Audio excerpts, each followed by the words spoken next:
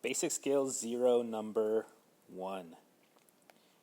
So to start this off, we have 3 minus a negative 12. So what we need to notice is that we have this double negative here. And when we have a double negative, that turns into a positive. So really we're looking at 3 plus 12, and 3 plus 12 is 15. Number 2. So here we have 2 plus 2 plus negative 6. There's a couple ways to do this. You can go ahead and solve it going from left to right. 2 plus 2 is 4. 4 plus a negative 6, that is a negative 2. So if we're looking at that, and if we're someone that struggles with adding and subtracting positive and negative numbers, let's look at this section here. We have 4 plus negative 6. So we have 4 positives, and we have 6 negatives. 1, 2, 3, 4, 5, 6. Remember that positives and negatives cancel each other out. So what we're left with is a negative 2. We have 2 negatives there. So just another way to look at it.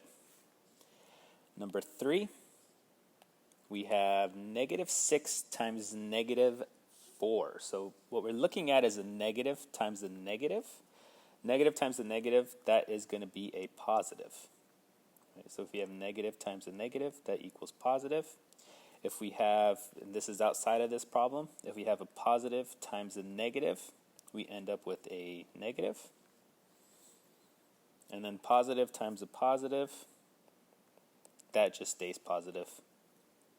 So that's just a little side note.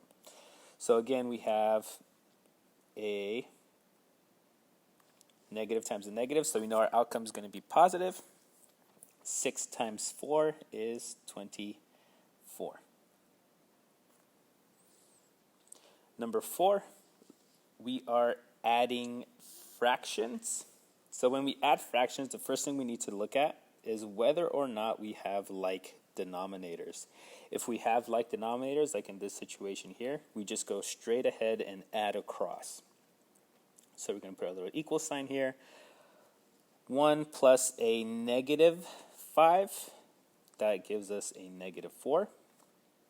And then our denominators are the same, so it remains the same here. Negative 4 divided by 4 gives us a negative 1. Always check to make sure that you can, if you can simplify this, that you go ahead and simplify it. In a situation where, let's write an example out. Let's say this was 1/2 plus negative 5/4. We need to make sure that our denominators are the same when adding and subtracting fractions.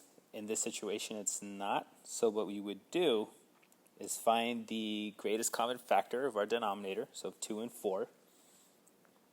And we're going to force it to be 4. So 2 times 2 gave us 4. And what we do to the bottom, we got to do to the top. 1 times 2 is 2. So what we look at then is 2/4 plus negative 5/4. We can put this in parentheses if we like. So we're looking at 2 plus a negative 5. That gives us negative 3. And then again, our denominators stay the same.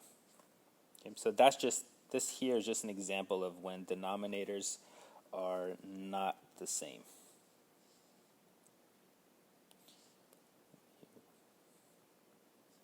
Okay. Number 5, we are multiplying fractions here. The rule is for multiplying fractions, we just multiply straight across. So you see this negative here, we can go ahead and tack that onto the 3, so we can consider this a negative 3. So 5 times negative 3 gives us a negative 15, and 6 times 2 is 12. Before we state that this is our final answer, we have to check to see if we can reduce this fraction. Is there a number that goes into both 15 and 12? There is. We can reduce this by 3. Negative 15 divided by 3, that gives us a negative 5 over 12 divided by 3 gives us 4. And that is our final reduced solution. Number six, we're dividing fractions. So for the rule with dividing fractions, we keep the top the same, 8/5. We take this bottom and we flip it. So we flip it and it turns into multiplication. So 1 is on top, this time 1 is going to be on the bottom, 3 is going to flip up top, and we're going to multiply just straight across, because now it turns into this problem here. Multiplying fractions, multiply straight across. 8 times 3 is 24. 5 times 1 is 5. Check to see if we can reduce this. Is there a number that goes into 24 and 5? There is not. So we state that as our final answer.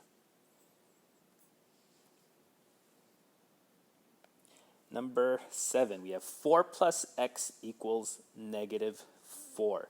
So first thing we want to do, we want to locate our x, and then we want to figure out what's being done to it. So right now, 4 is being added to it. So we want to take this 4 away, and we want to bring it across the equal sign. So we're going to take this 4, subtract it away onto this side. So in that case, we have x equals, right, this cancels out, x equals -4 plus a -4, we're combining those, -8. Right, and we can always go ahead and plug it in, check to see if it works. 4 minus 8 equals -4, and that checks out.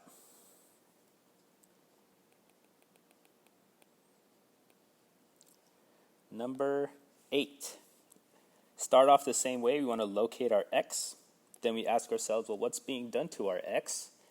X is being multiplied. See how these two are touching one another right here? It's being multiplied by -2, so opposite of multiplication. We want to divide by -2.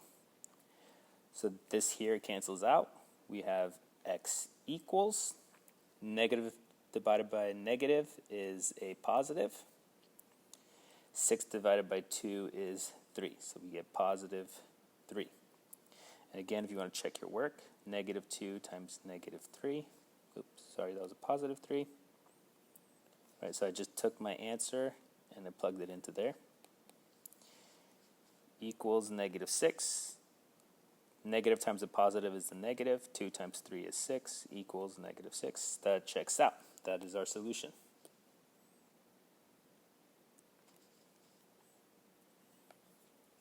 Number 9 should be fairly familiar from Math 1. This here is a linear function, right? X is to the first power here. There's no exponent there, so we know that it's going to be a line, a straight line. This here is our y-intercept, and this 1/2 is our rise over run. You might be more familiar with the term slope. Both mean the same thing. So we got to plug in our y-intercept first. Our y-intercept is at -1. Here's our y-axis here, this vertical line. So on this line, we want to find -1, and then we want to rise. We rise 1, and then run 2, and that's going to be our point. And we can draw our line. Try to make it as straight as possible. I understand it's freehand, and it's pretty difficult. And our last one, number 10, we're going to evaluate each using the values given. So we have J, H, and K. They're all being added together. It gives us H equals 3. So we plug that into here. We have J is equal to 1. We plug that into here. And then we have K is equal to 3. We plug that there.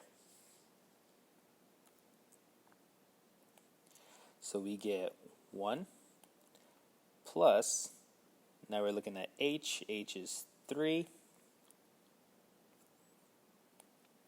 plus, and k is also 3. We add these all up.